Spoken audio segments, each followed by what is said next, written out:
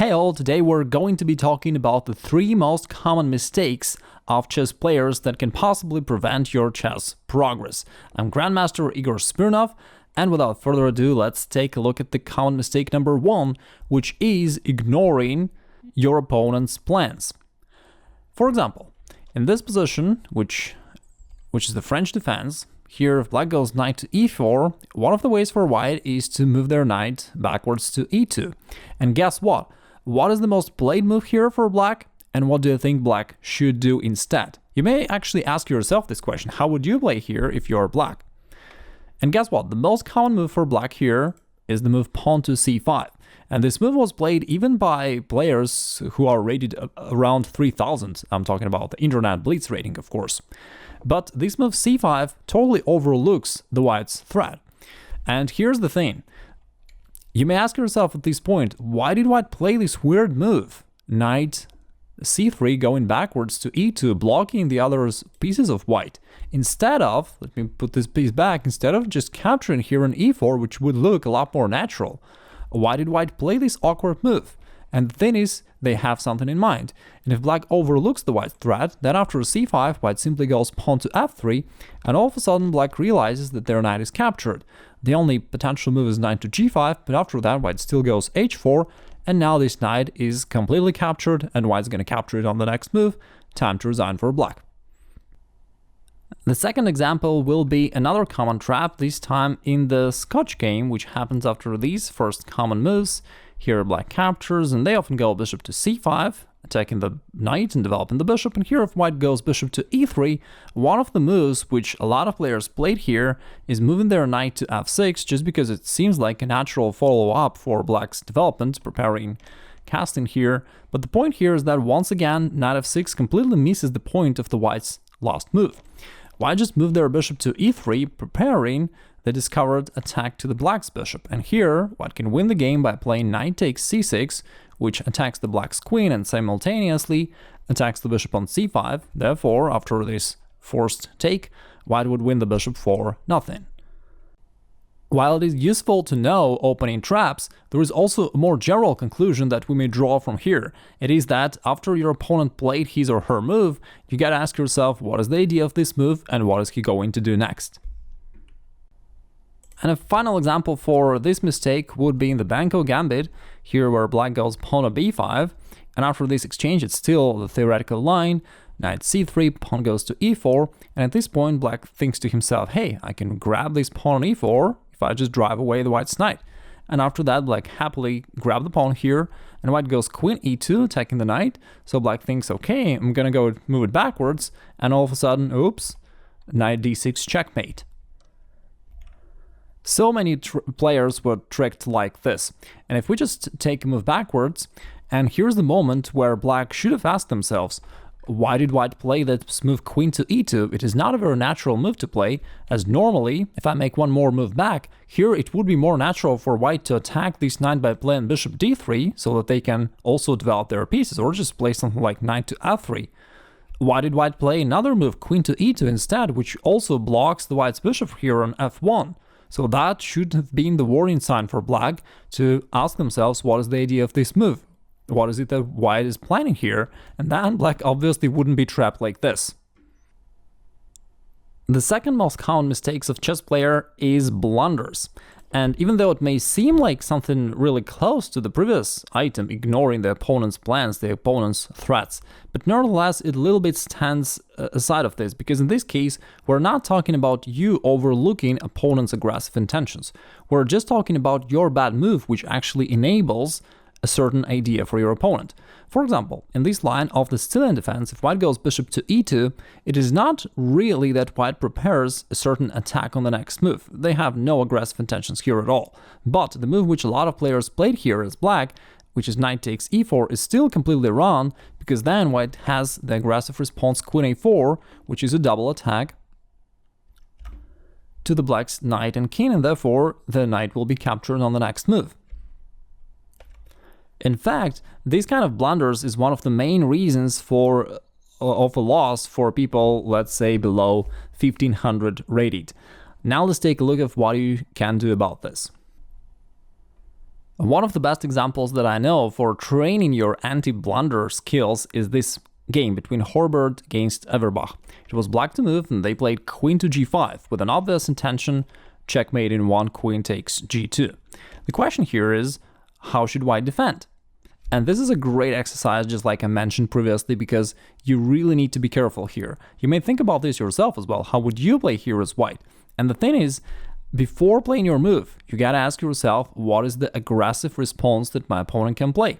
And asking yourself this question would prevent any kind of blunders. For example, if white just plays lightheartedly queen to g3, trying to trade the queens, there goes knight to e2, which is a fork to the white's king and queen, which would be winning for black. So queen g3 loses due to this blunder. Now, what if white goes queen to f2? Can you find the aggressive move for black here? This time it is knight go to h3. And from here, it still attacks the king and the queen, and because of the pin, the knight cannot be captured, therefore black would still win here. Let's try something else. What if white goes queen to f1? In this case, the aggressive move for black would be a bit more complicated, but because the queen is now preventing black from checkmating this the white's king, black has an idea to somehow deflect the queen by playing bishop to a6, so that if the queen goes away, black can finally execute their threat. And if not, if white just tries to block the diagonal, in this case, black has several ways to win. They can just take the bishop here, and their position would be great. But the most spectacular way is rook to c2, taking advantage of this pin, as well as creating even stronger threat to this pawn on g2, and now the white's position crumbles. Either they would have to allow black to grab that pawn on g2 and likely to checkmate the king, or if they take the rook, then it loses the queen, and after that black would still follow up with queen takes g2.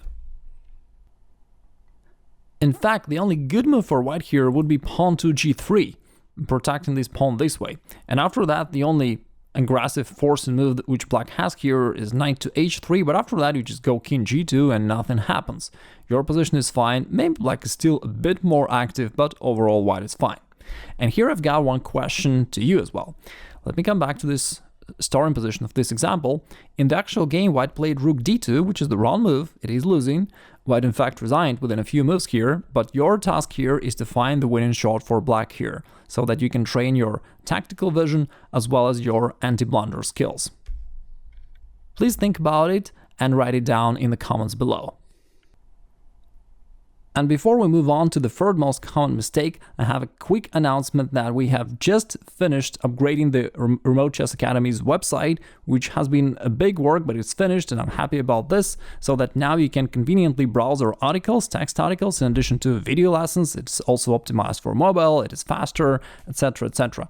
And because of this event, I've decided to have a little celebration, and so we're running a flash sale on all the courses and packages of the Remote Chess Academy, a very short-term offer with a huge discount, and if you are a regular subscriber of us, you'll be able to take advantage of this opportunity by clicking the link below the video.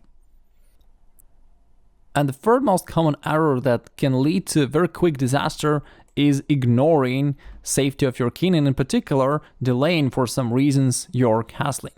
And for this, let's take a look at the game of Paul Morphy, who was truly a master of exploiting the weakness of the opponent's king. He's playing white against an unknown opponent. By the way, take notice of the white's opening moves. They are killers. Truly, if you remember this opening line, I'm sure you will win a lot of games just by following this game exactly. So here, after black goes knight to f6, white plays pawn to d4. The first bit of a deviation from the main lines, where usually white either goes knight g5 immediately or just takes more cautious approach and plays something like pawn to d3. But in this case, Morphy combines the two ideas. He plays d4 to open up the center, and after that goes knight g5. And this little bit of a trick can really confuse a lot of opponents. They don't know what to do here. Because white is attacking here, the f7 pawn twice, black is likely to go pawn to d5, then you take, black recaptures and you castle. Now, rook e1 check is coming, therefore black will probably go bishop e7, trying to cover their king as well as attack your knight, but the knight is not going to go back, it goes knight takes f7 in order to expose the black's king. And after king takes, white played queen to f3 check, which is a double attack to the king as well as the knight here on d5. And a lot of the opponents of Morphy at this point actually played king to e6. And even though the move seems to make sense at first, because it protects the knight here on d5, but of course, putting your king to such an exposed square on an open file is just suicidal.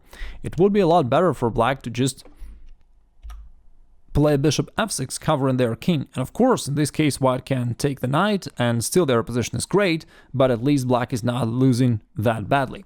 Anyway, let's see what happened in the game. Black played king to e6, and after that Morphy played another shocking move, knight to c3.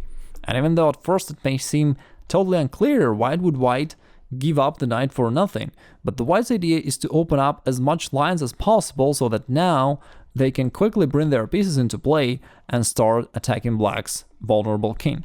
So white goes rook e1 check, knight goes to e5 to cover the king. Now bishop f4. It's quite funny how both of the black's knights are pinned in a different way and attacked multiple times. Black here played bishop f6 to protect the knight on e5, and after this Morphy goes into this forcing combination so that the black's king is now totally exposed and also in the center of the game. Now rook e1 check, the black's king has to go forward. It can't go back because of queen takes d5 checkmate in 1. Therefore, let's take a move back, the king has to go forward. King to d4, and of course it's a very dangerous walk. Here Morphy just captured the knight on d5. It turns out that now this king is not only exposed but is also lonely and totally surrounded by the white's army. Therefore, there is no surprise that white will easily win here. Queen takes d5 would lose here for many reasons. White can go rook d1 check, but even faster is just queen takes d3 checkmate. In the game, black played another move. He played king c5 trying to escape, but obviously white can easily chase the black's king, and after these following forcing moves, they won the game. Now you know the 3 most common chess mistakes and how to avoid them. And if you're interested in improving your chess further, you may click the link below the video, and for the very short term you can get a huge discount on any RCA's course or package in honor of the launch of our new website. Wishing you best of luck in your chess battles, and I'll talk to you soon.